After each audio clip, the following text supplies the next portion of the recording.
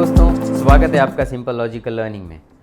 दान को हर एक धर्म में बहुत ही महत्वपूर्ण माना गया है और प्रैक्टिकली भी देखें तो जो व्यक्ति समर्थ है, जिसके पास सामर्थ्य है, उसे निसहाय की मदद करनी चाहिए, उसकी हेल्प करनी चाहिए। पर होता यह है कि जो दान देने वाला है वो किसको दान दे, उसके पास वो विकल्प नहीं होते और इसीलिए हम देखते हैं कि एक व्यवस्था बनी है जहाँ पर बहुत सारी इंस्टीट्यूट्स, एनजीओ, ट्रस्ट कार्य करते हैं, वो सेवा करते हैं और जो दान देना चाहते हैं वो इस संस्थाओं को दान देते हैं। और इस कार्य को ज़्यादा बढ़ाकर उसको हेल्प करने के लिए सरकार ने इनकम टैक्स में भी छूट दे रखी है, जहाँ पर जो व्यक्ति दान देता है उसे इनकम टैक्स में छूट मिलती है। पर हमने ये देखा है कि जो कंडीशन सरकार ने रखी है वो कई दाताओं को या दानवीर को पता नहीं होती है और इसीलिए वो जो छूट मिलनी चाहिए उसको ठीक तरह से नहीं ले पाते। तो आज के वीडियो में हम चर्चा करेंगे वो सारी कंडीशंस क्या है जो सरकार ने रखी है, जो हमें ध्यान में होनी चाहिए जब हम दान देते हैं, तो जो इनकम टैक्स में बेनिफिट मिलना चाहिए उसको भी हम ठीक तरह से ले सकें। हो सकता है जो दान देता है उसके लिए वो इनकम टैक्स में छूट मिलना प्रायोरिटी ना हो, पर क्योंकि छूट दे रखी है तो अगर हम अवेयर हैं, हम अवगत हैं उस सारी कंडीशन से, तो हम ठीक तरह से उसको प्लान कर सकते हैं। तो आज की वीडियो में पूरी चर्चा करेंगे वो उस कंडीशन की। इस वीडियो को अंत तक ज़रूर देखें, बहुत ही महत्वपूर्ण वीडियो रहने वाला है। आज जो हम डिडक्शन की बात कर रहे हैं वो डिडक्शन हमारी इनकम में से माइनस होता है। जैसे पहले इनकम कैलकुलेट की जाती है, उसमें से ये डोनेशन का जो बेनिफिट मिलेगा वो लेस हो जाएगा, उसके बाद जो इनकम बचेगी उसके ऊपर टैक्स लगता है। तो ये चैप्टर 6A का डिडक्शन है। इसको ATG के नाम से बहुत लोग जानते हैं कि ATG वाला डिडक्शन, क्योंकि ये इनकम टैक्स की ATG वाली सेक्शन में फॉलो होता है। इसके लिए स्पेसिफिक सेक्शन बनाई है इनकम टैक्स में। तो ये जो बेनिफिट है वो डिडक्शन के रूप में दिया जाता है। किसको मिलता है? सबको। जैसे इंडिविजुअल हैं, आपने डोनेशन दिया या आपने HUF में से डोनेशन दिया या आपकी फर्म, LLP, कंपनी, किसी भी में से आपने डोनेशन दिया है, तो सबको ये बेनिफिट मिलता है। क्या सारे डोनेशन एलिजिबल हैं? मतलब किसी को भी आपने डोनेशन दे दिया तो सारे बेनिफिट मिलते हैं?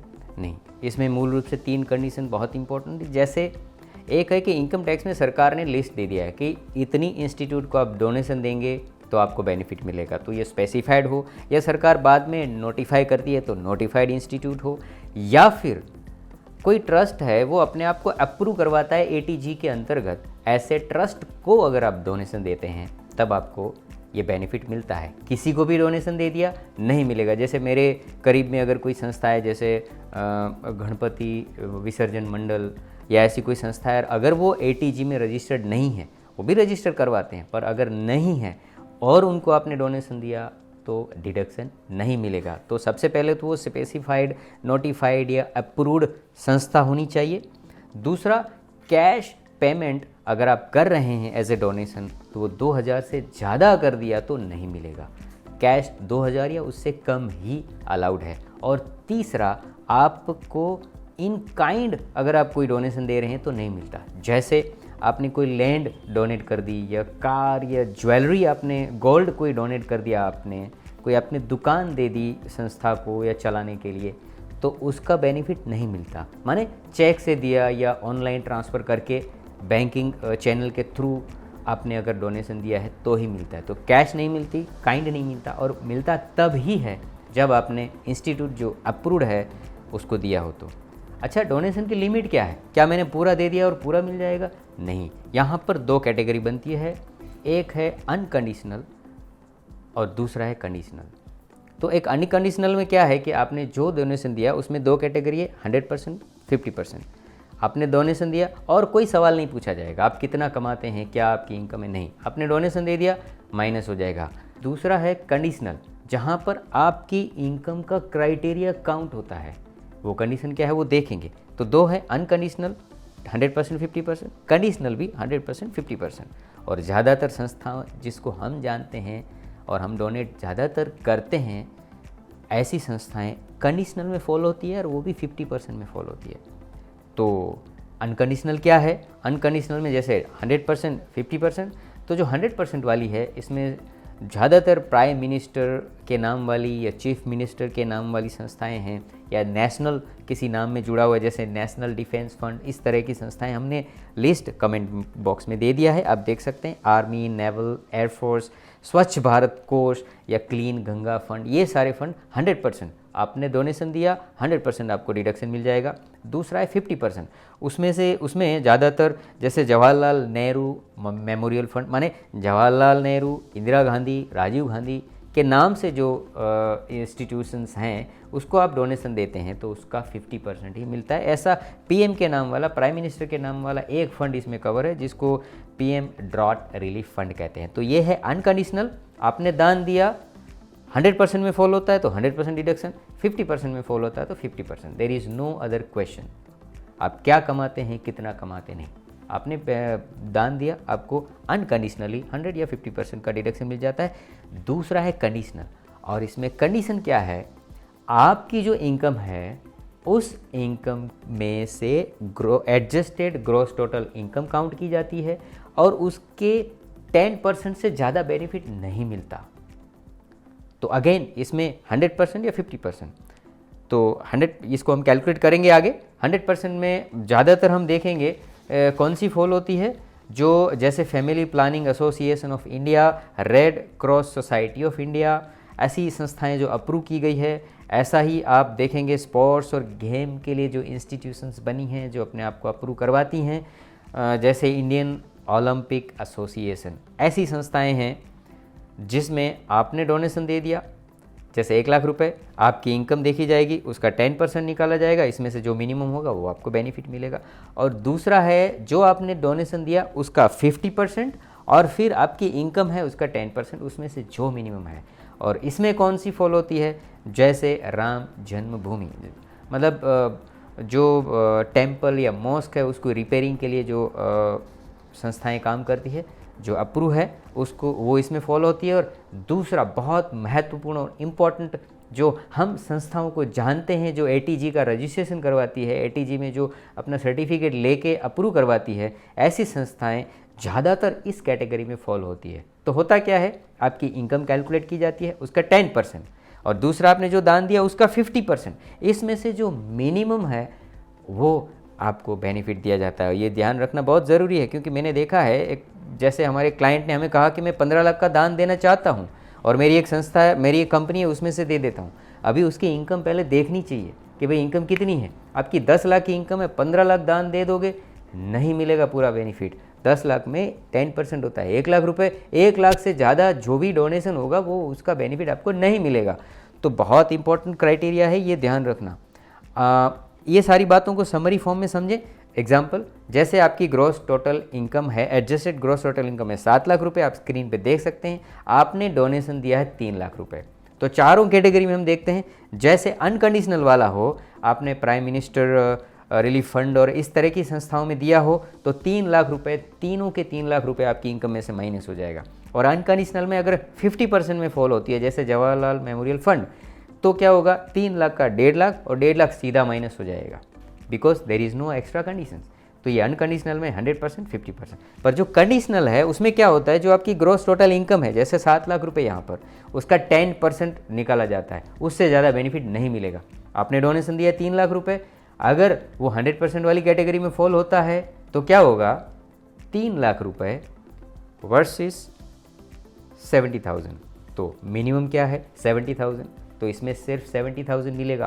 3 लाख रुपए डोनेशन दिया है फिर भी।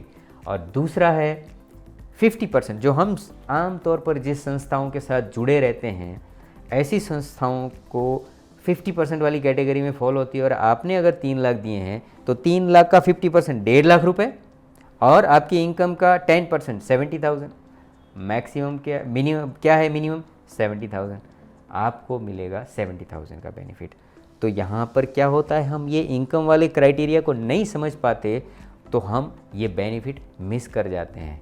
तो ऐसा अगर डोनेशन देना है तो आप अपने फैमिली मेम्बर्स या फिर अपनी कंपनियों को एक्सप्लोर कर सकते हैं। किस तरह से दान तो देना ही है, सेवा करनी है, उसमें कोई प्रॉब्लम नहीं है, पर इसको अगर आप देख सकते हैं, इसको ठीक तरह से कैलकुलेट करके ध्यान में रखते हुए ये कंडीशनों को दान देंगे तो आप मैक्सिमम बेनिफिट ले सकते हैं। अभी ग्रॉस टोटल इनकम कैसे कैलकुलेट की जाती है, उसको एडजस्टेड ग्रॉस टोटल इनकम कैसे होती है, तो आपकी ग्रॉस टोटल इनकम को पहले निकाला जाता है, उसमें से जितने भी दूसरे डिडक्शन हैं LIC का, मेडिक्लेम का, वो सारा माइनस किया जाता है।